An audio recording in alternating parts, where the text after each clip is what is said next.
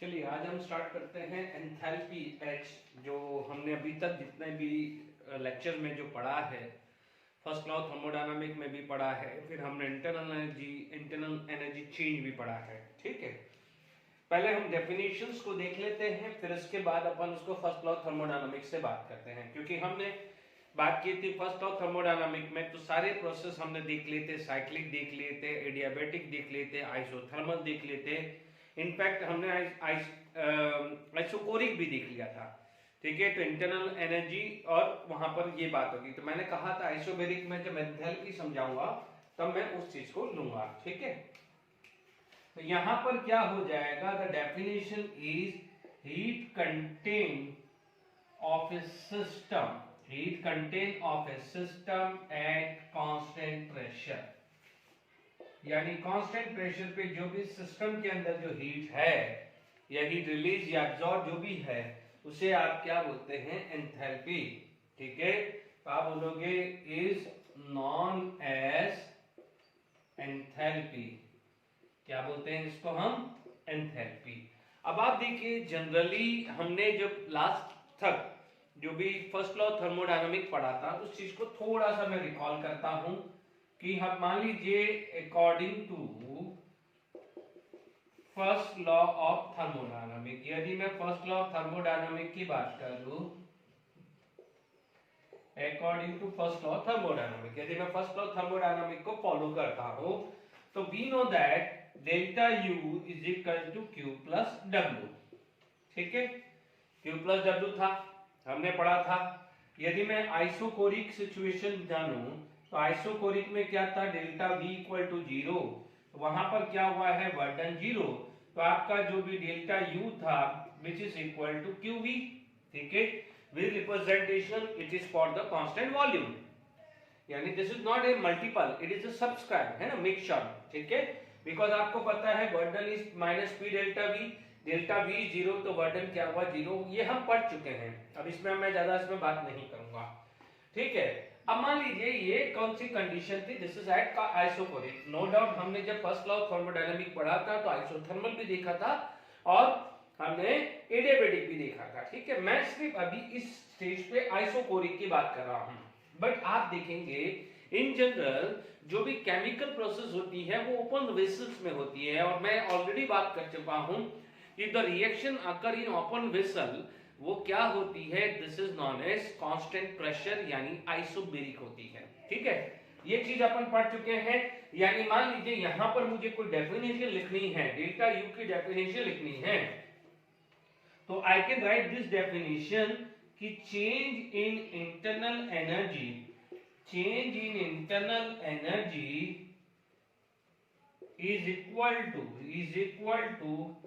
ये लिख चुके हैं हम ऑलरेडी, हीट रिलीज और एब्जॉर्ब बाय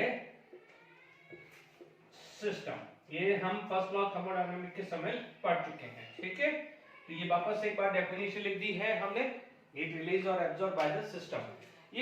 ये जब आप न्यूमेरिकल करेंगे थर्मोकेमिस्ट्री पार्ट में, क्योंकि मैंने इस चैप्टर को दो पार्ट में डिवाइड किया है। नो डाउट एनसीईआरटी के अंदर थर्मोडायनामिक के अंदर ही दिया हुआ है, बट मैं थर्मोडायनामिक थर्मोकेमिस्ट्री को अलग अलग करके पढ़ाऊंगा मैं आपको, ये चीज का ध्यान रखना।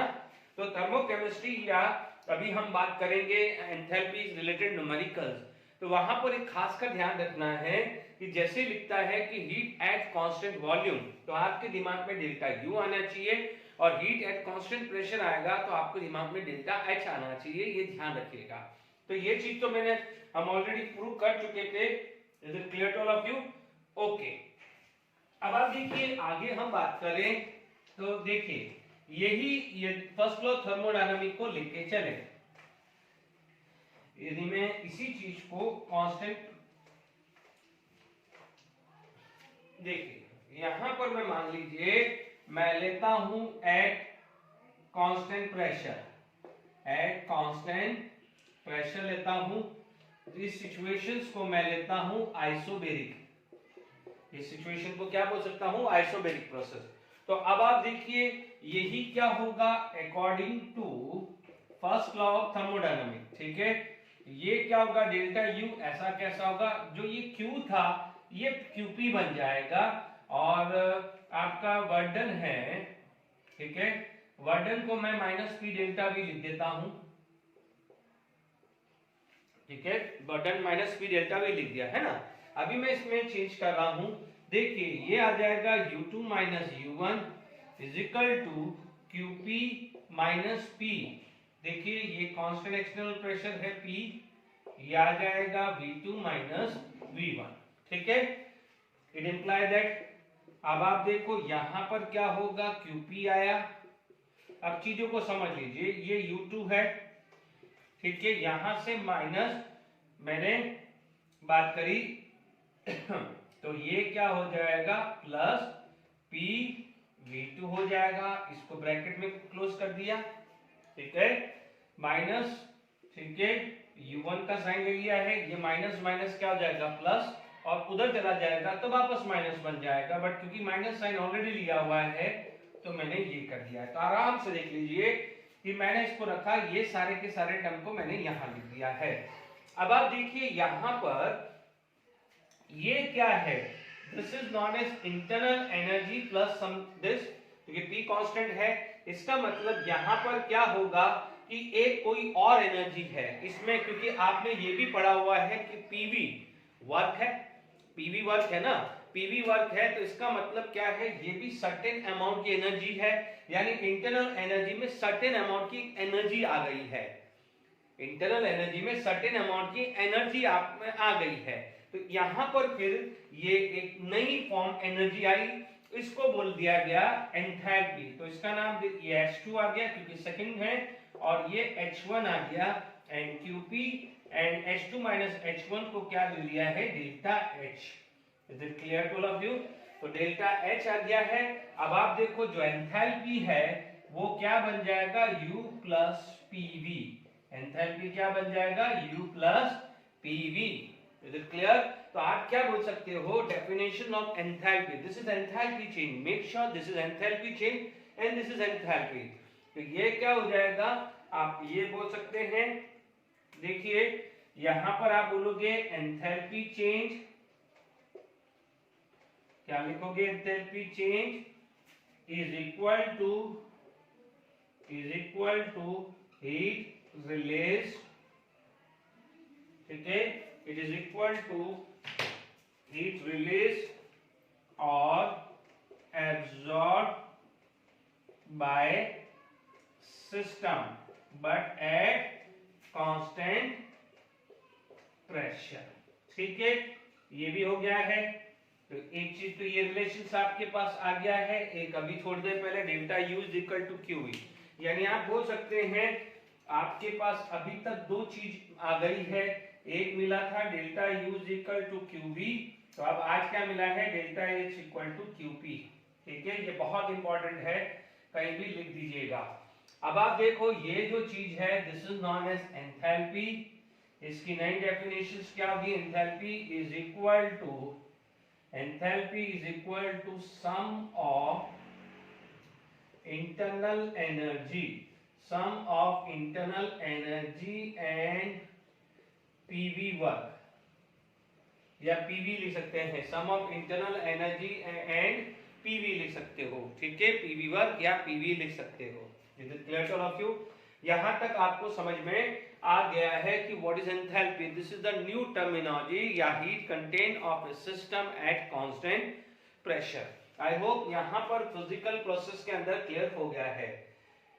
ओके, तो आई होप ये आपका डेरिवेशंस भी, मैंने एंथैल्पी की डेफिनेशंस कहां से जनरेट हुई और क्यों जनरेट हुई है, तो फर्स्ट लॉ ऑफ थर्मोडायनामिक का यूज करके मैंने आपको समझा दिया है। तो क्लियर हो गया है? वापस से डेफिनेशन लिख दीजिए, and change in internal energy, it is the heat released or absorbed by the system at constant volume. Change in enthalpy is the heat released or absorbed by the system at constant pressure. ये चीज को खासकर ध्यान रखना है, numerical इस पे ही based आएगा। यहां तक क्लियर हो गया है? Is it clear to all of you? Okay. अब कई बार क्या होता, देखिए तो ये चीज आप लोगों ने कांस्टेंट प्रेशर पे पढ़ लिया है, ठीक है, ये क्वेश्चंस पे न्यूमेरिकल्स बना हुआ है आईआईटी एडवांस पे, ठीक है, बहुत पहले का है, ये प्रीवियस ईयर के क्वेश्चंस बैंक के अंदर आप चेक कर लेना, मैं दिया हुआ है, क्योंकि उसमें कुछ इस टाइप की कंडीशन दी हुई थी, वो अभी डिस्कस करता हूं। पहले मैं सारी काम कर लेता हूं। देखिए यदि यहां पर क्या है, इन केमिकल रिएक्शन, यदि मैं केमिकल रिएक्शंस की बात करूं, यदि मैं केमिकल रिएक्शंस की बात करूं तो यहां पर क्या होता है, तो we know that E is equal to sorry H equal to U plus PV, ये पढ़ा है ना। we know that जो है H equal to U plus PV। अब आप देखो आपने क्या लिखा है, फॉर एन आइडियल गैस, ठीक है, PV is equal to nRT आता है, ठीक है।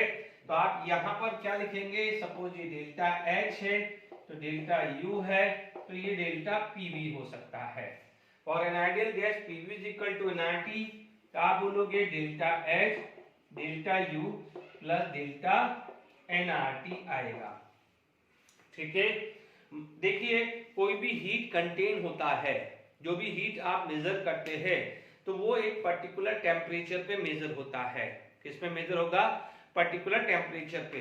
तो इसका मतलब क्या हुआ कि सपोज कोई भी रिएक्शंस हुई तो आप बोलोगे this is the heat at 30 degree Celsius, heat at 25 degree Celsius, heat at 40 degree Celsius. इसका मतलब क्या हुआ है कि delta H equal to delta U।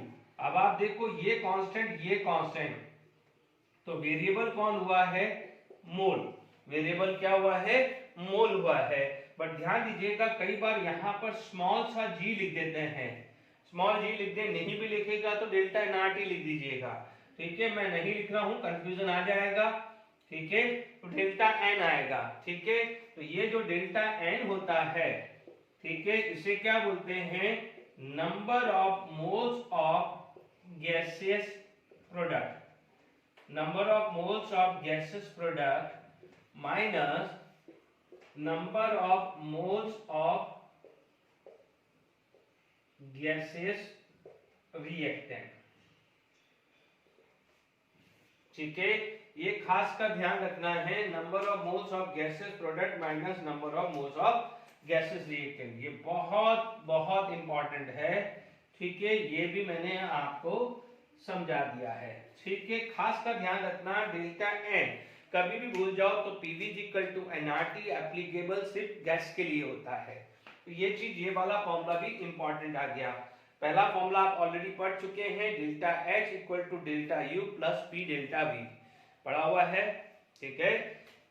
यानी फॉर फिजिकल प्रोसेस की बात करें, यदि कोई फिजिकल प्रोसेस था तो आपने क्या लिखा था, delta H equal to delta U plus P delta V, पढ़ा था।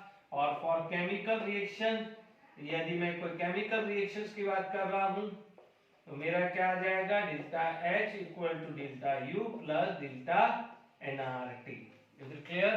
तो ये दो फॉर्मूले भी आपको खासकर ध्यान रखने हैं, ये बहुत बहुत इंपॉर्टेंट है और बहुत न्यूमेरिकल्स या एमसीक्यू इस पे बने हुए हैं। और डिस्कशन करते हैं, आगे देखते रहिए। अब देखिए इस पे बेस आपको एग्जांपल लेके चले, इस पे क्वेश्चन सबसे सिंपल बनता है। यदि कोई थ्योरेटिकल क्वेश्चंस एमसीक्यू बनाना है तो आप देख सकते हैं, जैसे मान लीजिए मैंने कोई एग्जांपल लिया है, ठीक है। एग्जांपल 1, मान लीजिए आपके पास आ गया H2 gas plus I2 gas can give 2HI gas, ठीक है। सेकेंड एग्जांपल मान लीजिए आपने पढ़ा कि N2 gas plus 3H2 gas can give 2NH3 gas. ये बहुत फ्रीक्वेंट ये कुछ इक्वेशन देखी है, आप देखेंगे। मान लीजिए ये थर्ड रिएक्शन है, PCl5 gas can give PCl3 gas plus Cl2 gas. ये मैंने 3 एग्जांपल ले लिए, ठीक है। अब आप देखो मैंने जान करके अभी सारे गैसेस ही लिए हैं, हम आगे लेंगे, ठीक है। अब आप देखो यहां पर डेल्टा n, अब आप देखो how many moles at product side 2, ठीक है। How many moles at reactant side 2, 1 plus 1 2, 1 plus 1 2। ध्यान रखना टोटल लिखा है मैंने, total number of gases product and minus this, तो ये क्या हो जाएगा 2 - 2 this is equal to 0। Okay, यहाँ पर कितना है 2, यहाँ पर 3 + 1 4, तो यहाँ पर आ जाएगा 2 - 4 इक्वल टू -2, यहाँ आ जाएगा 1 + 1 2 एंड 1, 2 - 1 इक्वल टू 1। ठीक है, तो अब आप देखिए डेल्टा एन 0 लूंगा तो इस केस में क्या आ जाएगा, ध्यान से समझिएगा, यहां पर क्या होगा delta H equal to delta U. ठीक है, न्यूमेरिकली सॉल्व कर रहे हैं, सेकंड वाले का न्यूमेरिकल सॉल्व कर रहे हैं, तो delta H equal to delta U -2RT, minus delta N की जगह क्या रखोगे -2RT। बट यदि कोई थ्योरेटिकली पूछे तो आप क्या बोलोगे, delta H equal to delta U -2RT, यानी क्या हो जाएगा, ऐसा रिलेशन आ जाएगा, और यहां पर क्या होगा, यहां पर 1 आएगा तो 1RT। ठीक है, तो डेल्टा एच ये आएगा। ठीक है, तो आप ये भी बोल सकते हैं, इसको ये भी बोल सकते हैं डेल्टा एन लेस देन 0, और ये भी लिख सकते हैं, ये भी लिख सकते हैं डेल्टा एन ग्रेटर देन 0। ठीक है, ठीक है, तो आप कई बार ऐसा भी लिख सकते हैं, क्योंकि आप देखिए डेल्टा एन लेस देन 0 यानी नेगेटिव आएगा, नेगेटिव आएगा तो delta H less than delta U आएगा। डेल्टा एन ग्रेटर देन 0 का मतलब ये पॉजिटिव आएगा, ये पॉजिटिव का मतलब this is greater than this one. I hope enthalpy भी समझ में आ गया है। ठीक है, तो कोई भी सब्जेक्टिव जब क्वेश्चंस करते हैं तो ये भी आ सकता है। ठीक है, जैसे मान लीजिए इस पे भी क्वेश्चंस ये दिए, अभी मैं क्वेश्चन प्रैक्टिस कराऊंगा, आपको क्वेश्चन प्रैक्टिस कराऊंगा तो आपको और आइडिया लग जाएगा कि इसके न्यूमेरिकल्स कैसे करने हैं। तो अभी एमसीक्यू बेस पे कैसे वर्क करना है वो इसमें आ गया है। अब चलिए इस पे न्यूमेरिकल्स करते हैं। चलिए फटाफट से एनसीईआरटी के क्वेश्चंस कर लेते हैं। ठीक है, 6.2, 6.3, 6.4 वो मैं जब कराऊंगा, जब मैं आपको वर्डन कंप्लीट करने के बाद, ठीक है ना, तो वो ध्यान रखिएगा। अभी देखिए यहां पर आपके पास मान लीजिए कोई सॉल्यूशन है, पर ढंग से बहुत इजी है। आप देखिए वाटर से वाटर इज वेपोराइज, ठीक है, तो आपके पास इक्वेशन यहां पर बन जाएगी H2O लिक्विड से H2O गैस। ठीक है, सॉरी H2O लिक्विड से H2O गैस, और लिखा है कि the water vapour is assumed to be a perfect gas. तो यहां पर अब जब हम सॉल्व कर रहे हैं तो आपके पास यहाँ पर डेल्टा एन कितना आ जाएगा 1 - 0 1, क्योंकि 1 ये 0, because delta N is a number of moles of gases product minus number of moles of gases reactant है, या टोटल नंबर बोल सकते हैं। यहाँ आ गया। अब आप देखिए we know that the delta H equal to delta U plus delta NRT पड़ा हुआ है। डन।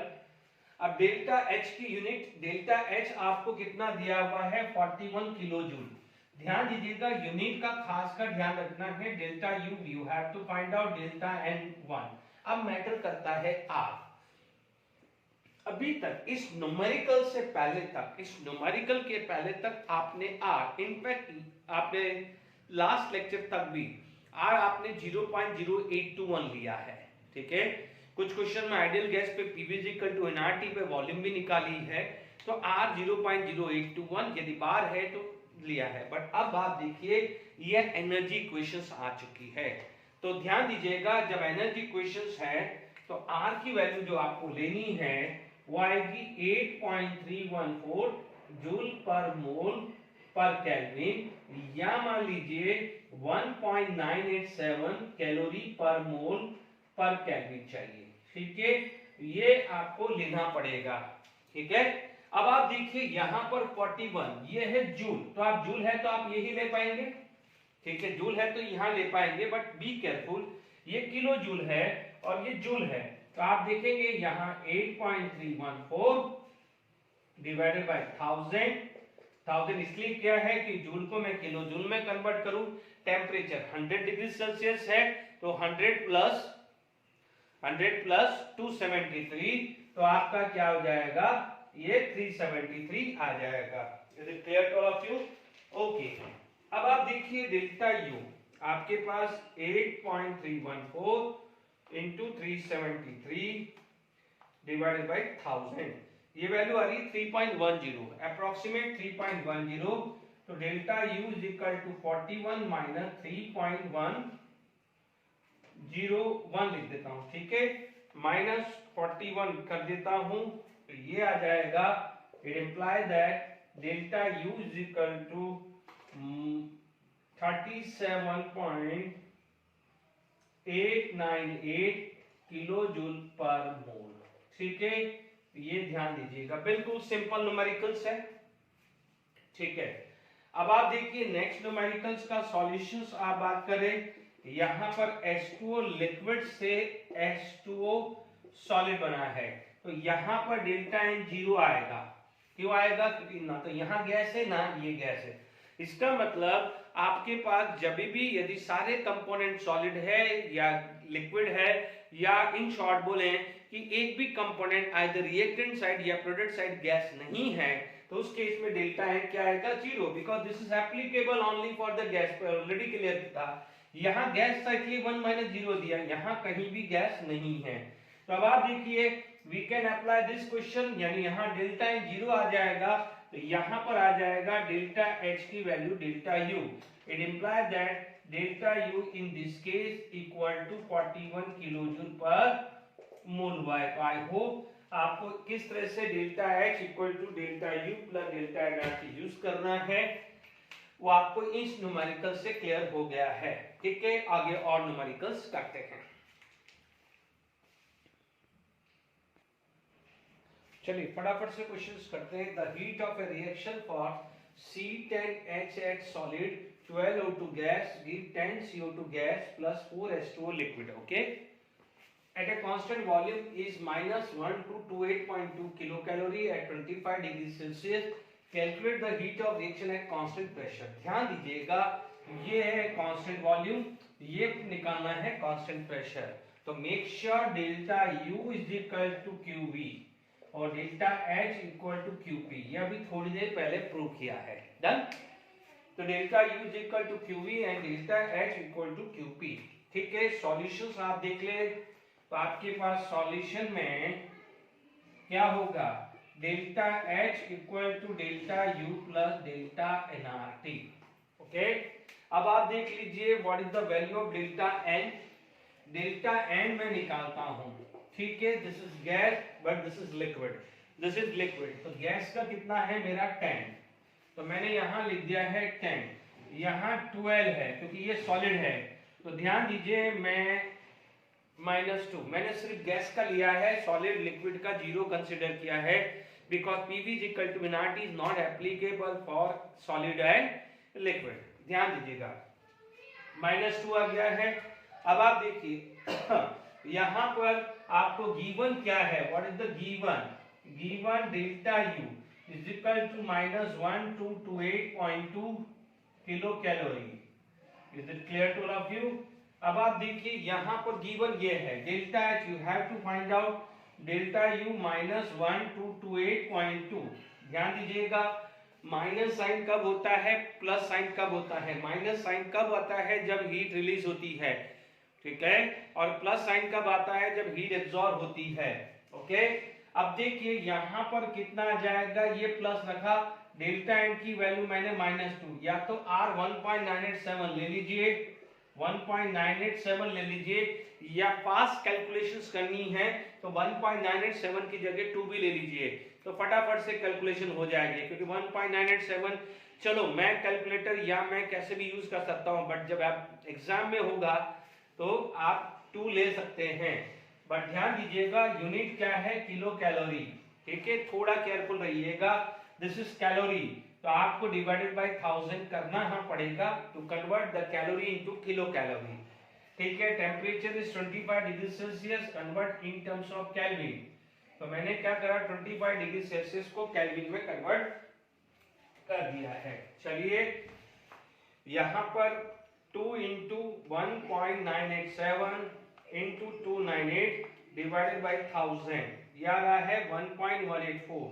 चेक कर लीजिएगा, वापस से मैं भी देख लेता हूं। 2 into 1.987 into 298 डिवाइडेड बाय 1000, ये आ रहा है 1.184, ठीक है, प्लस 1228.2, ये वैल्यू आ रही है 1229।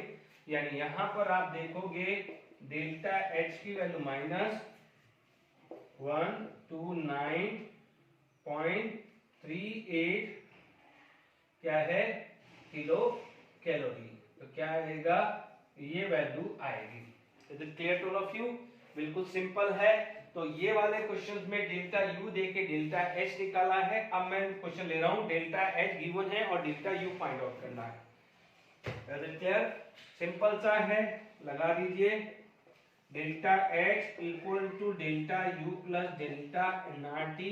बिल्कुल सिंपल क्वेश्चंस है। अब देखिए इसके अंदर ये सब गैस है, तो डेल्टा एन की वैल्यू कितनी आएगी 1 प्लस 3/2। यहाँ जाएगा 1 प्लस 3/2 माइनस यहाँ पर कितना है 1, तो डेल्टा एन कितना गया है 3/2। डेल्टा एन की वैल्यू क्या गई है 3/2, प्लस का ही आया है।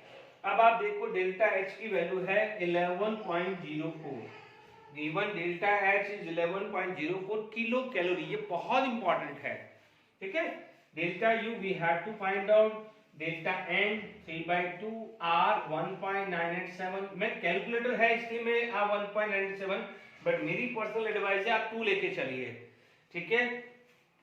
डिवाइडेड बाय 1000, ठीक है। टेम्परेचर कितना है 25 डिग्री सेल्सियस। 25 डिग्री सेल्सियस को आप केल्विन में करोगे by adding 273। Is it clear? तो अब आप देख लीजिए यहां पर अपने पास जो वैल्यू आएगी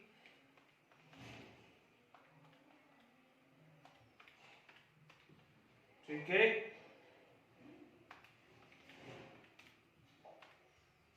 ठीक है। तो ये डेल्टा यू डायरेक्टली मैंने सॉल्व कर दिया, ये वैल्यू मैंने यहां ले ली है, टाइम वेस्ट नहीं कर रहा हूं। 10.15 सॉरी 15 किलो कैलोरी आएगा। Is it clear?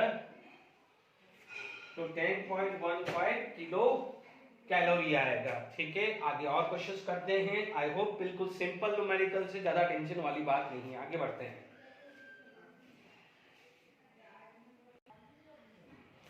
चलिए यहाँ पर अभी प्रीवियस ईयर के क्वेश्चंस देखते हैं। इंटरनल आप देख लीजिए, जेडब्ल्यू में सिंपल क्वेश्चन है। ये क्वेश्चंस अभी अपन ने थोड़ी देर पहले पढ़ा था, वो कहाँ का था, एनसीईआरटी टेक्स्ट बुक का। इसलिए मैं बोलता हूँ एनसीईआरटी टेक्स्ट बुक की एक एक इलस्ट्रेशन बहुत जरूरी है, और मैं हर लेक्चर के अंदर मैं एनसीईआरटी टेक्स्ट बुक लेता हूँ। वहां पर फर्क था कि वहां 1 मोल लिया था, यहाँ पर 90 ग्राम लिया है। तो नो डाउट यूनिट पे फोकस ध्यान दीजिएगा, this is for 1 mole, but मांगा कितना है 90 ग्राम के लिए। इसका मतलब पहले आपको मोल निकालना पड़ेगा। हमेशा ध्यान रखना कि जो भी आपका यूनिट बहुत बड़ा रोल प्ले करेगा, बहुत बड़ा रोल प्ले करेगा, ठीक है। तो आप हमेशा चेक करेंगे, कभी भी इस टाइप का क्वेश्चन आ जाता है तो you will check it is for 1 mole या फिर कोई और मोल दिया हुआ है। तो सबसे पहले जब भी आप यहाँ पर सॉल्यूशंस करते हैं, यदि यहाँ पर आप सॉल्यूशंस करते हैं तो सबसे पहले मोल जो आएगा वो आएगा 90/18, तो ये आ जाएगा 5 मोल, ठीक है। यानी ये जो भी आप निकालेंगे, जो भी हमने delta U is equal to जितना भी इससे पहले थोड़ी देर पहले किया था, इट इज फॉर 1 मोल। तो आप ध्यान दीजिए यहाँ पर क्या था, H2O लिक्विड से बना था H2O गैस, ये 1 मोल की थी, ठीक है। अब डेल्टा एन कितना गया था 1 - 0, तो ये वैल्यू आ गई 1। No doubt we can apply the delta H equal to delta U plus delta nRT. ध्यान दीजिए यदि ये 1 मोल है तो ये 1 मोल ही होगा, तो यदि ये 5 मोल है तो this is going to be give 5 mole. Is it clear? 1 mole will give 1 mole, तो 5 मोल विल गिव 5 मोल। तो ये ध्यान रखिएगा। यहाँ पर आपको क्या है 41 × 5 करना पड़ेगा, क्योंकि this is the energy required for 1 mole, but यहाँ पर वाटर कितना है 5 मोल, यानी this is the energy required for 1 mole. For 5 मोल कितना आ जाएगा 10 × 5, ठीक है। देखिए डेल्टा यू प्लस, अब आप देखो यहाँ पर नो डाउट आपको 1 मोल निकला है, ये 1 निकला है, बट आपको 5 से मल्टीप्लाई करना नहीं भूलना है, क्योंकि आप देखेंगे 1 मोल विल गिव 1 मोल, तो 5 मोल विल गिव 5 मोल आएगा, गलती मत करिएगा, ठीक है। तो यहाँ पर R की वैल्यू कितना है 8.314, टेम्परेचर कितना आ गया है 100 डिग्री सेल्सियस, तो 373, और यहाँ भी 1000 से मल्टीप्लाई कर देते हैं क्योंकि जूल में आंसर चाहिए, किसमें चाहिए आंसर? जूल में आंसर चाहिए। Is it clear to all of you? तो 41 इंटू 5 ये आ गया है 20,205,000 delta U plus 8.314 into 5 into 373 ये वैल्यू आ रही है 15,505.61। डेल्टा यू कितना आ जाएगा? माइनस कर दीजिए, -20500 ये वैल्यू आ रही है 189494.39 जूल। ठीक है, ध्यान दीजिएगा यहाँ पर इस टाइप के क्वेश्चन आएगा तो सिर्फ यहाँ पर 5 से मल्टीप्लाई करना मत भूलिएगा। ठीक है, तो एक तो मेथड ये है। दूसरा मेथड ये भी कर सकते हैं कि देखिए ये मैंने समझा दिया। दूसरा ये कर सकते हैं कि इसको आप ऐसा कैसा ही रख दीजिए, तो ये भी 1 मोल ही रहने वाला है। ठीक है, ये भी 5, जैसे मान लीजिए ये 5 रख दो, ये 5 कर दो, इसको डेल्टा यू कैलकुलेट कर दो तो आपको पता है वो क्या आएगी? पर मोल ही आएगी। फिर उसको 5 से मल्टीप्लाई कर दो। दूसरा मेथड ये भी है कि भाई जैसे कोई बच्चा बोलेगा कि सर हम कंफ्यूजन आ जाएगा, तो आप यहाँ पर वही 1 मोल के हिसाब से निकाल लीजिए। यदि ये थोड़ी देर के लिए भूल जाए 1, आप क्या रखोगे? 41 किलो जूल है तो ये 1000 से multiply joule, but it is for 1 मोल। 41 रखते हो तो इट इज फॉर 1 मोल, तो डेफिनेटली यहाँ पर डेल्टा एन की वैल्यू 1 आएगी। तो जब डेल्टा यू कैलकुलेट करोगे it is for 1 mole, but आपको डेल्टा यू 1 मोल के लिए निकालनी है, डेल्टा यू आपको 5 मोल के लिए निकालनी है। तो डेल्टा यू 1 मोल निकलने के बाद उसको 5 से मल्टीप्लाई करोगे तो डेफिनेटली ये वैल्यू आने वाली है। Is it clear to all of you? तो आप दूसरा तरीका ये भी कर सकते हैं, या आप क्या करेंगे कि जो भी है पहले मोल निकाल दीजिए, तो सबको क्या है यहाँ भी 5 से मल्टीप्लाई कर लीजिए, तो यहाँ भी क्या हो जाएगा? 5 से मल्टीप्लाई कर दीजिएगा। ये भूलना नहीं है। जो आप इक्वेशंस कर रहे थे, जो आपने तरीका यूज किया था वो 1 मोल का था। मान लीजिए x मोल है तो यहाँ भी x और यहाँ भी x को मल्टीप्लाई करना नहीं भूलना है, ये ध्यान रखना है।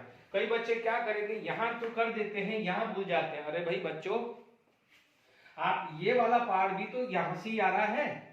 यदि ये 1 mole will give 1 mole, but आप यदि 5 मोल लेके जा रहे हैं तो ये 5 मोल ही तो प्रोड्यूस कर रहा है। तो आप यहाँ पर 1 रखोगे तो गलती आएगा या नहीं आएगा? तो ये गलती मत करिएगा।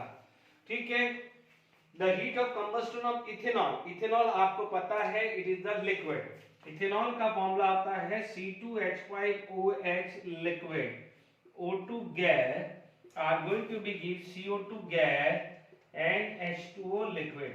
हालांकि यहाँ पर उसने लिख दिया है वाटर एंड CO2, पर अब आपको ध्यान रखना है, जरूरी नहीं है कि हर बार है हर बार आपको स्पेसिफाई करेगा, बट आपको एक मेंटली स्ट्रांग होके डिसाइड कर लेना है कि if it is the combustion reaction तो CO2 gas and H2O liquid मिलेगा। ओके, अब आप देखिए यहाँ पर कार्बन 2 है तो पहले मैं यहाँ 2 कर देता हूँ। 5 + 1 6, तो 3H2O कर लेता हूँ। 2 2 4 + 3, 4 + 3 कितना जाएगा? 7। ठीक है, एक ऑक्सीजन ऑलरेडी है तो ये 3 आ गया। डेल्टा एन, ये गैस है तो ये 2 - 3 - 1 है। आप देखेंगे ये लिक्विड को मैंने नहीं लिया है और ये लिक्विड को मैंने नहीं लिया है, तो 2 - 3 - 1 कर दिया है। Is it clear? अब आप देखिए मुझे कैलोरी में दिया है और मुझे निकालना है heat evolve at constant volume. Constant volume का मतलब delta U. Delta H equal to delta U plus delta nRT. ठीक है, अब आप देखो -327 किलो जूल है। ठीक है, अब आप देखो ध्यान दीजिएगा यहाँ पर कैलोरी में निकालना है। ठीक है ना, इसलिए क्या होता है वो आप गलती से कई बार किलो कैलोरी है और ये इंटीजर क्वेश्चन है तो रॉन्ग हो जाएगा, इसलिए थोड़ा केयरफुल रखिएगा किसमें मांगा है। जैसे यहाँ पर ब्रैकेट में जूल दे दिया तो यहाँ पर ब्रैकेट में कैलोरी वो देगा कि किलो कैलोरी में निकालना है या कैलोरी में निकालना है। तो मैंने क्या करा, -327,100, तो ये कैलोरी को कन्वर्ट कर दिया किलो कैलोरी को कैलोरी में। कांस्टेंट वॉल्यूम यानी डेल्टा यू निकालना है। अब आप देखो ये -1 तो ये -1 R2 और टेम्परेचर कितना है 27 डिग्री सेल्सियस, तो ये आ जाएगा 300 / 1000 / 1000। तो देखिए यहां पर आपके पास डेल्टा यू क्या आ जाएगा, देखिए डेल्टा यू आ जाएगा -32700 -32700। अब आप देखो 236, ठीक है, कितना आ जाएगा 236 आ जाएगा। Is it clear two of you? ठीक है, और देख लीजिए डेल्टा एन 2 3 जा 6, ठीक है। तो अपन क्या कर लेते हैं, यहाँ पर 0 0 नहीं, कैलोरी में ही है ना, तो अपन क्यों गलत कर रहे हैं, इसको डिवाइड क्यों कर रहे हैं, ये किलो कैलोरी क्यों बना रहे हैं? तो ये -600 है तो उधर चला गया, तो क्या हो जाएगा +600 आ गया है। Is it clear? तो यहां पर आपका डिफरेंस कितना आ जाएगा -32100। तो आप प्लीज चेक कर लीजिए एक बार, 27 डिग्री सेल्सियस। ओके, ठीक है। सॉरी सॉरी सॉरी, ये गड़बड़ कर दी, 1 0 कम लिखा मैंने, 1 0 कम लिखा था मैंने। तो ये कितना आ जाएगा 400, और ये कितना आ जाएगा 6। आई थिंक यार ना 326,400, आई होप 600, हाँ ठीक है। तो ये आंसर आ जाएगा कैलोरी में, this is the answer in calorie. तो देख लीजिए जेडब्ल्यू में 2020 के कितने सिंपल कैलकुलेशन बेस्ड क्वेश्चंस हैं, और 1 2 क्वेश्चंस और कर लेते हैं, ठीक है। चलिए, the next question is the difference between the delta H and delta U, यानी delta H minus delta U when the combustion of 1 mole of a heptane liquid is carried out at the temperature। यदि मान लीजिए हमारे पास ये बात करें, ठीक है, आपके पास हेप्टेन है C7H14 + 2 16, लिक्विड प्लस O2, ये पता है कंबस्शन होगा तो CO2 गैस NH2O लिक्विड बनाएगा, मैंने जियोमेट्री में भी बताया हुआ है, ठीक है। अब आप देखो 7, तो 7 ये 8 आ गया, डन। 7 2 जा कितना हो जाएगा 14, 14 + 8 कितना आ जाएगा 22, 14 + 8 आ जाएगा 22, 11 ये गैस हुआ। डेल्टा एन की बात करें तो 7 - 11 - 4 आएगा, ठीक है। We know that delta H equal to delta U plus delta nRT. Delta H minus delta U चाहिए +4RT, -4RT, मैंने प्लस लिख दिया है तो -4RT आएगा। तो this is the right answer. Imagine कर लीजिए अभी 3 क्वेश्चन डिस्कस किए हैं इस फॉर्मूले पे, क्या है लेवल, ठीक है। अब आप देखिए नेक्स्ट है the work done by the gas, ठीक है। मान लीजिए ये वॉल्यूम है, okay, this is for volume, मान लीजिए मीटर3 है, मैं निकाल दिया है। तो आपसे पूछा गया है वर्क डन, ठीक है, आपको वर्क डन निकालना है। तो डेफिनेटली ये आपके पास आया है, जो भी है इसमें सिंपल अपन को लिखना है। तो आप इसमें क्या बोलोगे, वर्क डन क्या हो जाएगा एरिया अंडर कर्व, ठीक है। जितना भी कर्व के नीचे एरिया है उसे वर्क डन बोले। इसको 2 तरीके से काम कर सकते हैं, मैं एक सिंपल तरीके से बता देता हूं कि सपोज मान लीजिए मैंने ये ज्वाइन कर लिया, जब मैंने ये ज्वाइन कर लिया तो मुझे स्क्वायर मिल गया है, ठीक है। ये मेरा क्या आ जाएगा स्क्वायर आ गया है, तो ये मेरा क्या आ गया है ट्राइंगल, ठीक है। अब आप देखिए इन दोनों का है, आप देखेंगे तो आप एरिया निकालेंगे तो एरिया ऑफ स्क्वायर कितना है, ये है 2, ये 2 और 8 क्या हो जाएगा 6, ठीक है। और ये भी कितना है 2 और 8 6, तो क्या हो जाएगा what is the area of square, side square होता है, यानी दिस का स्क्वायर, रेक्टेंगल भी होता है तो दिस मल्टीप्लाई बाय दिस करते हैं। रेक्टेंगल और स्क्वायर के एरिया में फर्क क्या है, a × a square, a × b, rectangle ही तो हुआ, तो मैंने a × b या a × a जो भी लिखना है लिख दिया। अब आप देखो ट्राइंगल, ट्राइंगल में क्या होता है half b × h, half b × h होता है, यानी बेस कितना है मेरा यहाँ पर 4, 12 - 8 4 है बेस, और हाइट कितनी है, हाइट कितनी है, ये this is the height, height कितनी भी 8 माइनस 2, कितना आ जाएगा 8 माइनस 2 कितना आ जाएगा 6 आ गया, तो 4 से 2 आया, तो ये कितना आ गया 36 प्लस 12, तो ये आ जाएगा 48। क्या आ जाएगा आंसर आपका क्या है, integer question, this is going to be 48। Is it clear to all of you? Okay, तो आप देख सकते हैं ये पास्कल, न्यूटन मीटर स्क्वायर और मीटर क्यूब, तो ये आंसर आ जाएगा न्यूटन मीटर, ठीक है, पास्कल और न्यूटन मीटर स्क्वायर सेम था तो इसको आप जूल भी कह सकते हो, ठीक है, तो यहाँ पर आप डायरेक्टली 48 आंसर लिख देंगे। चलिए आगे बढ़ते हैं, तो आई होप यहाँ तक आपको आराम से समझ में आ गया होगा कितना आसान क्वेश्चंस हैं। ओके, चलिए डिग्री ऑफ फ्रीडम बात करते हैं। This is the simple topic, हालांकि क्या है इसकी बहुत रिक्वायरमेंट होगी, क्योंकि जब हम आज या नेक्स्ट लेक्चर में हीट कैपेसिटी या मोलर हीट कैपेसिटी करेंगे, उस पर फिर हम पॉइजन रेशियो की बात करेंगे, तो वहां पर ये बहुत इंपॉर्टेंट टर्म है। थोड़ा सा मैं फ्लैशबैक करता हूं रिगार्डिंग द इंटरनल एनर्जी। हमने क्या बोला था कि internal energy it is the energy, या मैं थोड़ा सा बात करूं कि all the system have some amount of matter. Matter में क्या होता है, एटम या मॉलिक्यूल्स, ठीक है, यदि यही मैटर है या यही मैटर गैस होता तो क्या होगा, the gas can have a translation energy, they can have a rotational energy, they might be vibrational energy भी हो सकती है, बट ठीक है जनरली वाइब्रेशन तो नहीं दिखता है, मोस्टली या तो दिखता है ट्रांसलेशन एनर्जी या रोटेशनल एनर्जी मिलता है। तो अब आप देखिए हमारे पास भी गैस की डिफरेंट डिफरेंट वेराइटीज होती हैं। कुछ गैस होती है like monoatomic, helium, neon, argon, krypton, these are known as monoatomic gas, ठीक है। तो अब जब मोनोएटॉमिक गैस है तो वो क्या करेगा, सिर्फ जब कोलिजन होगा, देखो कोलिजन होगा, देखिए सिंपल सा समझने की कोशिश करिए कि हो क्या रहा है। ये जो बात आ रही है डिग्री ऑफ फ्रीडम, सबसे पहले आइडियल गैस की बात हो रही है। अभी मैं डेफिनेशन लिखूंगा कि सपोज मान लीजिए कोई भी एटम है या मॉलिक्यूल्स है, यदि मान लीजिए मोनो एटॉमिक है तो मैं एटम ही बोलूंगा, ठीक है।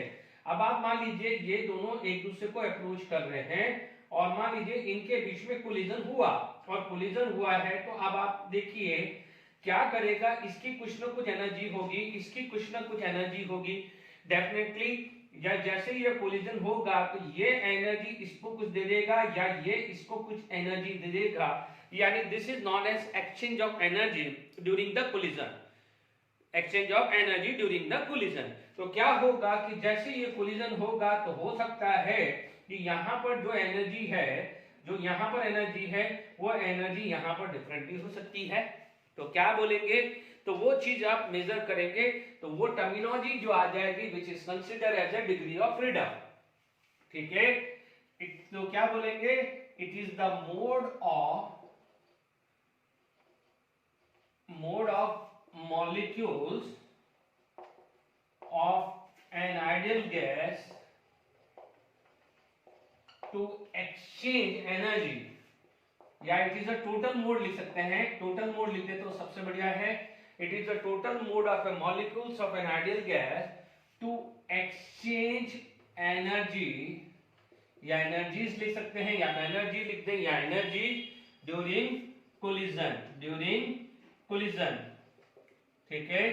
ड्यूरिंग कोलिजन जो भी एक्सचेंज हो रहा है उसे आप क्या बोलते हैं, डिग्री ऑफ फ्रीडम बोलते हैं। आई होप समझ में आ गया है। It is the total mode of a molecules of an ideal gas to exchange energy during the collision, collision के दौरान ड्यूरिंग द होता है, हो सकता है। चलिए अब वो जो कंपोनेंट है कौन कौन से, ठीक है, थोड़ा सा रिकॉल कराता हूं कि जो इंटरनल एनर्जी थी वो क्या थी, rotational plus vibrational plus translation energy. Generally ये दो चीज ज्यादातर मानी जाती है, ठीक है। अब हम बात करते हैं कि डिग्री ऑफ फ्रीडम, यदि मैं बात करूं डिग्री ऑफ फ्रीडम, ठीक है, डिग्री ऑफ फ्रीडम की बात करूं, ठीक है, यदि मेरा सबसे पहला कंपोनेंट आ जाता है, मेरा आता है ट्रांसलेशन, यानी ट्रांसलेशन एनर्जी के कौन कौन से डायरेक्शन है या क्या क्या है, ठीक है। तो जितने भी ट्रांसलेशन एनर्जी है उसका degree of freedom, translation energy है उसका जो डिग्री ऑफ फ्रीडम है वो 3 है ऑल टाइप ऑफ गैस। यदि किसी भी टाइप की गैस है उसके लिए फिक्स है कि 3 टाइप ले सकते हैं, हो सकता है एक्स वाई और जेड डायरेक्शन भी मान सकते हैं। ठीक है, ये ट्रांसलेशन एनर्जी का गया है। दूसरा जो आता है उसे बोलते हैं रोटेशनल। ठीक है, रोटेशनल एनर्जी, यानी रोटेशनल एनर्जी के कितने मोड है। ठीक है, अब मान लीजिए आपके पास मोनो एटॉमिक गैस है, तो मोनो एटॉमिक गैस में तो कोई चांस ही नहीं है। ठीक है, मोनो एटॉमिक कौन कौन सा हुआ, हीलियम, नियॉन, आर्गन एक्सेट्रा आ गया। ठीक है, मैं लिख रहा हूं, मान लीजिए डाई एटॉमिक गैस आ गई। अब डाई एटॉमिक गैस कौन कौन सी हो गई, लाइक हाइड्रोजन हो गया है, ऑक्सीजन आ गया है, नाइट्रोजन एक्सेट्रा आ गया है। That mean that gas consist, that molecules consist of 2 atom. साथ में लिखना है and linear polyatomic, linear polyatomic, linear polyatomic, यानी पॉलीएटॉमिक में लीनियर कौन सी होती है, CO2 CH2। ठीक है, आपको पता है CO2 VSCPR थ्योरी में पढ़ा है कि it has a linear shape. ठीक है, तो जनरली क्या हो जाएगा, मान लीजिए एग्जांपल CO2 ले लिया है। ठीक है, तीसरी कैटेगरी आती है नॉन लीनियर पॉलीएटॉमिक, है ना। अब नॉन लीनियर पॉलीएटॉमिक में कौन कौन सी गैस आ गई, जितने भी ले लो, बच गया कौन सा आ गया, अमोनिया आ गया, CH4 आ गया, SO2 आ गया, SO3 आ गया एक्सेट्रा। यानी 1 atom mono atomic, 2 atom di atomic, 3 4 5 6 7 जो भी है, these are known as polyatomic. ठीक है, लीनियर पॉलीएटॉमिक का मतलब जिसका शेप लीनियर है, और जिसका शेप लीनियर नहीं है उसे आपने क्या लिया है, नॉन लीनियर। ठीक है, अब आप देखो इसके अंदर यदि मैं डिग्री ऑफ फ्रीडम की बात करूं, इसकी बात करूं मैं डिग्री ऑफ फ्रीडम, तो यदि मैं यहां डिग्री ऑफ फ्रीडम की बात करूं तो यहां पर कितना आ जाएगा, 0, यहां 2, यहां पर 3 आ जाएगा। ठीक है, अब आप देख लीजिए यहां पर मोनोएटॉमिक के लिए रोटेशनल एनर्जी कितना है, 0, 2 एंड 3। अब आप देखिए यहां पर आप बात करें total degree of freedom, total degree of freedom बहुत इंपॉर्टेंट है ये चीज। आगे जो आप लेक्चर है वो मोस्ट प्रॉब्ली नेक्स्ट लेक्चर ही आएगा, क्योंकि मुझे नहीं लग रहा है कि टाइम है। तो जो हम heat capacity, molar heat capacity, Poisson ratio पढ़ेंगे, उस पर बेस न्यूमेरिकल करेंगे, बहुत काम आने वाला है। तो यदि मैं मान लीजिए यहां मैं बात करूं मोनो एटॉमिक की, और मोनो एटॉमिक गैस की बात करें तो डिग्री ऑफ फ्रीडम कितना है, यानी एफ की वैल्यू कितनी है, 3 + 0, 3 + 0। तो क्या है, और मोनोएटॉमिक गैस कितना आ जाएगा, F की वैल्यू कितनी आ रही है, 3। यदि मैं डाई एटॉमिक गैस की बात करूं तो डाई एटॉमिक गैस में क्या है, 3 + 2, 3 + 2 कितना आ जाएगा, 5 आ जाएगा। और यदि मैं ट्राई एटॉमिक गैस की बात करूं, नॉट सॉरी, ट्राई एटॉमिक की नहीं कर रहा हूं, गलत लिख दिया मैंने, यहां पर वापस से रब कर रहा हूं, diatomic and linear polyatomic gas, linear polyatomic gas के लिए कितना गया है, 5, और non linear poly atomic gas उसके लिए कितना आ जाएगा, 6। कैसा आ जाएगा, 3 + 3 6 आ जाएगा। आई होप समझ में आ गया है, 3 + 3 6 आ गया है, आई होप तो क्लियर हो गया है। तो डिग्री ऑफ फ्रीडम की बात क्लियर हो गई आपको, is it clear to all of you. It is the total mode of a molecules of an ideal gas to exchange energy. ठीक है, तो मान लीजिए 2 मॉलिक्यूल्स कोलाइड हुए, ठीक है, तो हो सकता है वापस से कोलाइड होकर वापस से अपनी डायरेक्शन में गए, तो इसे क्या बोलेंगे, ट्रांसलेशन। ठीक है, अब हो सकता है डायटोमिक हो, तो डायटोमिक गैस कुछ ऐसी हो, लेटेंट भी ऐसा हो, इनका कोलिजन हुआ हो, तो देखें रोटेट भी हो सकते हैं। मान लीजिए कई बार आप लोगों ने देखा होगा, ढंग से समझिए, ऐसा समझ लीजिए, मान लीजिए 2 कार कोलाइड हुई है, तो क्या हुआ है, वापस से यू का यू चला गया, तो वो क्या बोलेंगे ट्रांसलेशन। बट कई बार दो कार है तो कई बार कार घूम जाती है ना, तो वैसा समझ लीजिए कोलाइड होने के बाद जैसे घूम गई है तो उस एनर्जी को क्या बोलेंगे रोटेशनल एनर्जी। और स्ट्राइक हुई है और लीनियर वे में गई है, कहीं इधर गई है इधर गई है, बट लीनियर वे में गई है तो उसे क्या बोलेंगे ट्रांसलेशन एनर्जी। ठीक है, तो I hope degree of freedom के बारे में भी क्लियर हो गया है। Is it clear to all of you? ठीक है, तो हमने यहां पर बात कर ली है। ठीक है, तो यहां पर ठीक है, तो अब हमारे पास क्या आता है लॉ ऑफ इक्विपार्शन ऑफ एनर्जी। ठीक है, यानी अभी तक अपन ने इंटरनल एनर्जी के बारे में पढ़ा था, वो एक जनरल था कि that internal energy it is the sum of translation plus rotational plus vibration, दुनिया भर की हम बात करते थे। ठीक है, तो अब हम आइडियल गैस के लिए बात कर रहे हैं। ध्यान दीजिएगा, मैं बात कर रहा हूं आइडियल गैस के लिए। ठीक है, ठीक है, तो अभी फटाफट से degree of freedom at higher temperature कर लेते हैं। अभी हमने डिग्री ऑफ फ्रीडम हमने रूम टेम्परेचर या लो टेम्परेचर की बात करी थी, क्योंकि अब हम रूम टेम्परेचर ही बात करेंगे।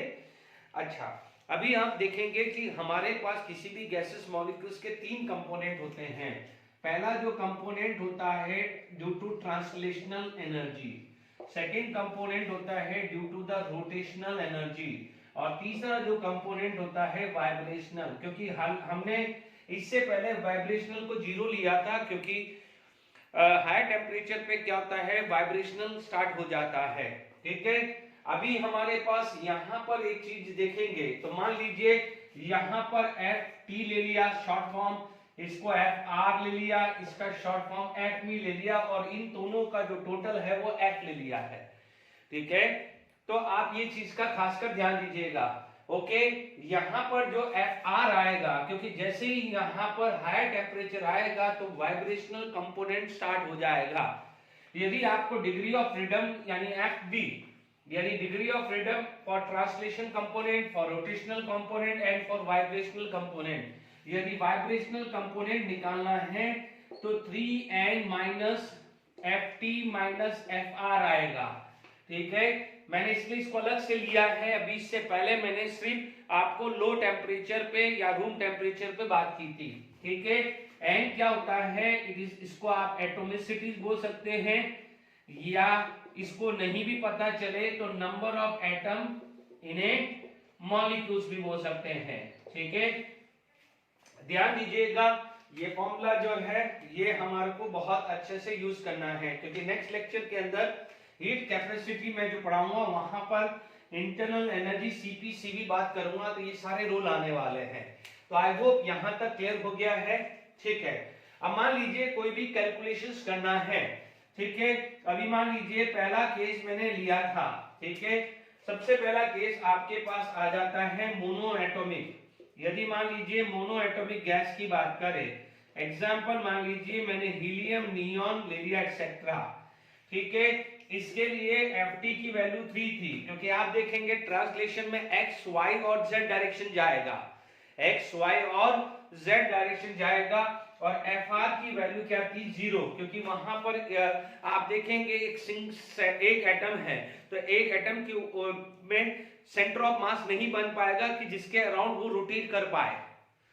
दो एटम में तो एक एटम सेंटर ऑफ मास किया, जैसे मान लीजिए एक एटम है तो वो किसके अराउंड रोटेट करेगा। मान लीजिए दो एटम है, मान लीजिए आपके पास ये एक एटम है, ये एक एटम है, मान लीजिए ये सेंटर ऑफ मास है तो एटलीस्ट इसके अबाउट रोटेट कर सकता है। 3 एटम है, मान लीजिए लीनियर है तो 3 एटम है, तो मान लीजिए जैसे लीनियर है और ये 3 एटम है। ठीक है, यानी तो आप बोलोगे लीनियर में ये घूम सकता है। ठीक है, तो मोनो एटॉमिक के अंदर सेंटर ऑफ मास बन ही नहीं सकता है, इसलिए वहां पर रोटेशनल अपन ने 0 लिया था। ठीक है, अब ये कैलकुलेट कर लेते हैं। यहाँ पर देखिए, यहाँ पर Fb की वैल्यू क्या होगी 3 इंटू। ठीक है, अब देखिए, अब आप देखिए एटम कितने हैं, 1 एटम है इसके अंदर, मोनो एटॉमिक है तो 1 एटम है, माइनस। अब आप देखो what is the value of Ft, तो आप बोलोगे 3 और Fb 0, तो ये क्या हो जाएगा, Fb की वैल्यू क्या होती है 0 आ जाती है। तो यहाँ पर जो टोटल आता है F इक्वल टू, देखो टोटल क्या होगा, F equal to FT plus FR plus FV, ठीक है। और ध्यान दीजिएगा कि लो टेम्परेचर पे जो भी गैस है, जितनी भी गैस है, उसकी FP की वैल्यू 0 है। नहीं हो तो आप एक बार नोट कर लेना, ठीक है। तो यहां पर क्या होगा कि FT प्लस, मैं डायरेक्टली लिख ही देता हूं, ठीक है। यहां पर आपके पास क्या आ जाएगा कि टोटल जो F है, टोटल जो F है वो आ जाएगा 3 आ जाएगा। Is it clear to all of you? यानी मोनोएटॉमिक के लिए सिर्फ और सिर्फ ट्रांसलेशन कंपोनेंट होता है, ठीक है। मान लीजिए आपके पास दूसरा एग्जांपल आपके पास आ गया, मान लीजिए डायटोमिक गैस ली, ठीक है, डायटोमिक गैस ली। एग्जांपल मान लीजिए हाइड्रोजन ले लिया, ऑक्सीजन ले लिया, नाइट्रोजन ले लिया, ठीक है। सबके लिए FT की वैल्यू 3 है, क्योंकि X, Y और Z तीन हुए ना। तो अब आप देखो यहां पर FR की वैल्यू 2 आती है। क्यों? क्योंकि देखिए जब डायटोमिक है तो या तो XZ, XY, ठीक है, दो ही जा सकता है ना, ठीक है, दो ही प्लेन में जा सकता है, इसलिए रोटेशनल में ये 2 ही आएगा। अब आप देखो इसका FP काउंट करते हैं। FP काउंट कितने करेंगे, यहां पर 2 एटम है, तो N की वैल्यू क्या हो जाएगी 2, तो 3 into 2 माइनस ये 3 माइनस 2 आ जाएगा। तो FD की वैल्यू कितनी आ जाएगी यहाँ 3 2 6, 6 माइनस 5 यानी 1 आएगा, ठीक है। तो यहाँ पर F क्या आ जाएगा 3 प्लस 2 प्लस 1, यहाँ पर कितना आ जाएगा 6 आएगा। तो ये किस खाद का ध्यान रखिएगा कि F की वैल्यू 6, बट कब, हाई टेम्परेचर पे, ठीक है, इसलिए स्पेसिफाई हाई टेम्परेचर किया है। मान लीजिए नेक्स्ट एग्जांपल आप ले लेते हैं, इसी केस के अंदर थर्ड एग्जांपल अपन बात करें, ठीक है। फिर मैं यहां पर थर्ड एग्जांपल आपके पास आ गया, मान लीजिए लीनियर ट्राइएटॉमिक ले लिया, ठीक है, लीनियर ट्राइएटॉमिक, जैसे मान लीजिए एग्जांपल CO2 आ गया। CO2 ट्राइएटॉमिक गैस है। अब आप देखो ट्राइएटॉमिक के लिए अपन ने क्या पढ़ा था, FT की वैल्यू 3, FR की वैल्यू 2 है। ध्यान दीजिए FR 2 लिया है मैंने ट्राइएटॉमिक के लिए, लीनियर ट्राइएटॉमिक यानी लीनियर पॉलीएटॉमिक है ना। ध्यान दीजिएगा जैसे HCl गैस है तो बड़ा HCl तो डायटोमिक में डाल देंगे, HCl तो क्या करेंगे डायटोमिक। अब आप देखो यहाँ पर FB, because here the total atom is 3, total atom is 3, तो यहाँ पर क्या हो जाएगा 3 into 3, ओके। FT की वैल्यू 3 minus 2, तो 9 minus 5 यानी क्या हुआ, FB की वैल्यू आ गई है 4। तो यहाँ पर F कितना आ जाएगा 3 plus 2 plus 4, यानी टोटल F कितना आ जाएगा 9। ध्यान दीजिएगा यहाँ पर, यानी यहाँ पर आपका वाइब्रेशनल कंपोनेंट इन दोनों कंपोनेंट से ज्यादा है, ठीक है। अब मान लीजिए फोर्थ केस ले लिया है, ऐसे करके आप सबके निकाल सकते हो, ठीक है। आपको ये याद रखने थे जो मैंने पहले बता दिया, ये कैलकुलेट करना सिखा दिया, इसलिए मैंने इसको अलग से टॉपिक लिया है। ध्यान दीजिएगा, मान लीजिए नॉन लीनियर ले लिया है ना, नॉन लीनियर पॉलीएटॉमिक है ना। अब मान लीजिए इसमें एग्जांपल मैंने अमोनिया ले लिया, कुछ भी ले सकते हैं बच्चों, कुछ भी आ सकता है, आपको गैस देखनी है।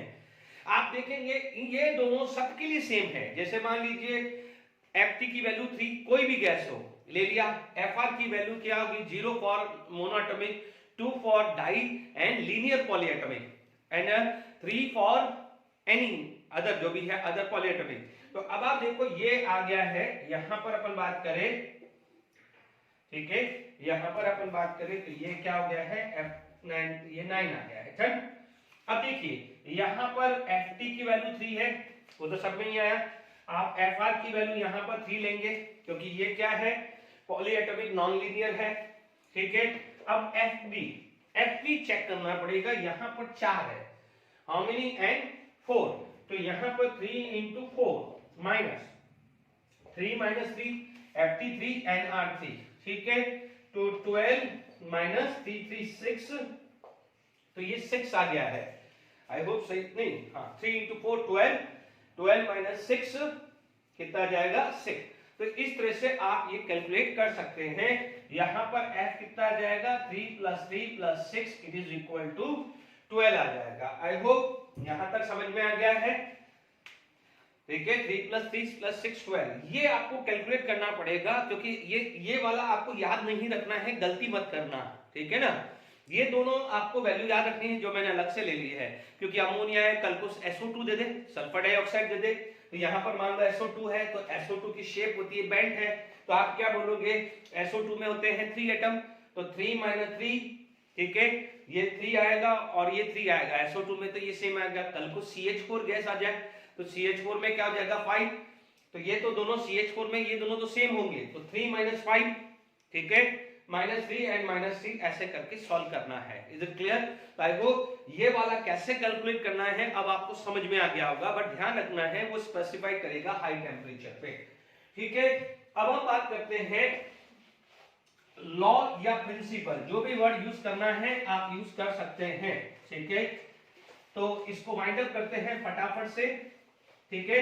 ये सब वैल्यू आपको याद रखना है, ठीक है। तो कैसे कैलकुलेट करते हैं वो मैंने सिखा दिया है। अब आप देखिए यहां पर आपके पास law of equipartition of energy, law of equipartition of energy, ठीक है। आप देखेंगे यहां पर जो एनर्जी है, दिस एनर्जी जो है वो 3 पार्ट में डिवाइडेड है। One is translational energy, another is rotational energy, ठीक है, and third is vibrational energy, ठीक है। तो this is represented by EV, this is represented by ER, small r ले लो या कैपिटल R ले लो कोई चलेगा, एंड स्मॉल t ले लिया, ठीक है, मैंने स्मॉल ही ले लिया। तो this E is equal to ET plus ER plus EV, ठीक है, ये चीज का खास कर ध्यान रखना है, okay.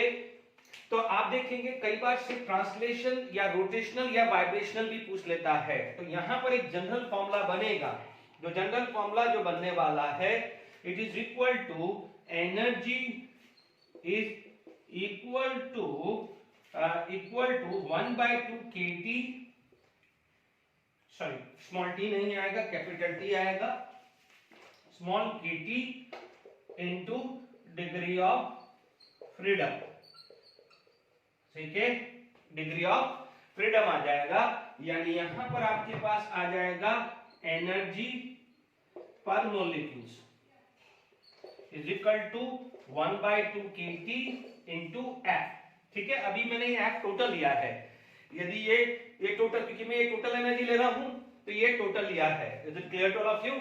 Make sure this is the internal energy, make sure this is the internal energy and you can represent by U also, ठीक है। तो ये अपन बात कर चुके हैं कि भाई इंटरनल एनर्जी का रिप्रेजेंटेशन क्या होता है, ठीक है। तो अब आप देखिएगा यहां पर, तो ये एनर्जी आ गई, ओके। अब मान लीजिए मैं बोलता हूं एनर्जी पर मोल, एनर्जी पर मोल, ठीक है, 1/2 kT इंटू F, बट पर मोल होगा तो एवोगैड्रो से मल्टीप्लाई करेंगे।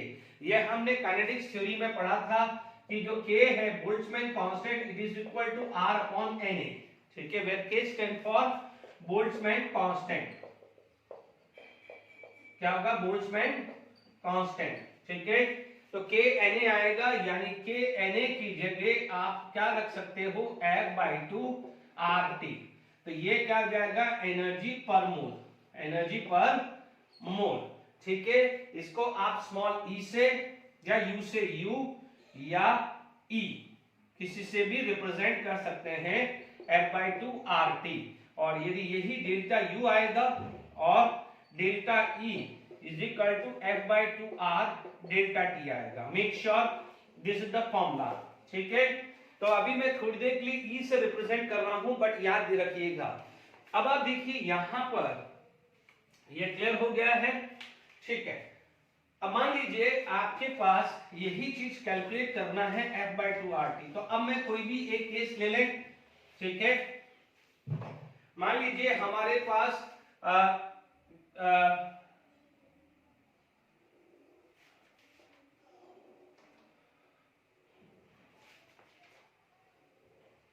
ठीक है। मान लीजिए मेरे पास यहाँ पर ले लिया है एग्जाम्पल, मान लीजिए मैंने हीलियम का लिया है। हीलियम के अंदर मान लीजिए आपको पता है कि ER इज इक्वल टू क्या होता है 3/2 RT, EV ER कितना था 0 और EV 0। यदि ये हाई टेम्परेचर लिखा है, हाई टेम्परेचर लिखा है तो ये कितना हो जाएगा 0। जब तक हाई टेम्परेचर नहीं लिखा है तो आप मत करिएगा। अब आप देख लीजिए यहां पर टोटल एनर्जी क्या हो जाएगा, क्या होगा टोटल एनर्जी जो आएगी, this is equal to E is equal to ET plus ER plus EV। ये गलती मत करिएगा, ठीक है। तो आप देखेंगे यहां पर आप बात करेंगे तो ये कितना आ जाएगा E is equal to 3/2 RT, ठीक है। अब आप देखिए मान लीजिए सेकेंड एग्जांपल आप ले रहे हैं hydrogen and hydrogen at high temperature, ये दोनों है, यानी हाइड्रोजन ये है रूम टेम्परेचर या लो टेम्परेचर। तो जो है ये ET ये 3/2 RT आएगा। चलिए मैं ये कॉलम ही बना देता हूं, ये किसका है, मेरा ET का है।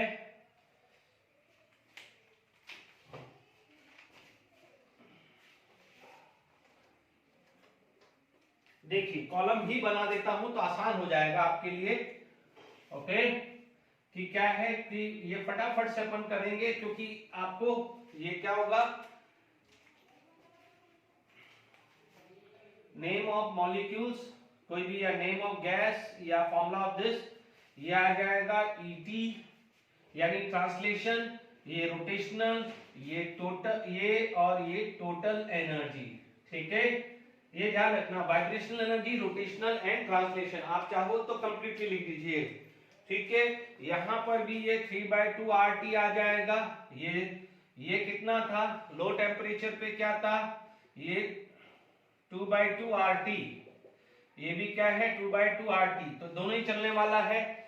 ये 0 आएगा, जबकि यहां पर कितना अभी अपन ने कैलकुलेट किया था, चेक करिए 3 × 2 6, 6 - 3 3 आया। Is it clear? तो सॉरी कितना है 2 है ना, तो 3 × 2 - 3, क्योंकि ये तो क्या है n - 2 आया, 6 - 5 तो 1 RT आया। कितना आ गया है 1। तो आप क्या बोलोगे यहाँ पर 1/2 R, सॉरी ये इस पे क्या है लो टेम्परेचर है तो ये लो टेम्परेचर पे 0, 1/2 RT, तो ये आएगा 5/2 RT, ठीक है।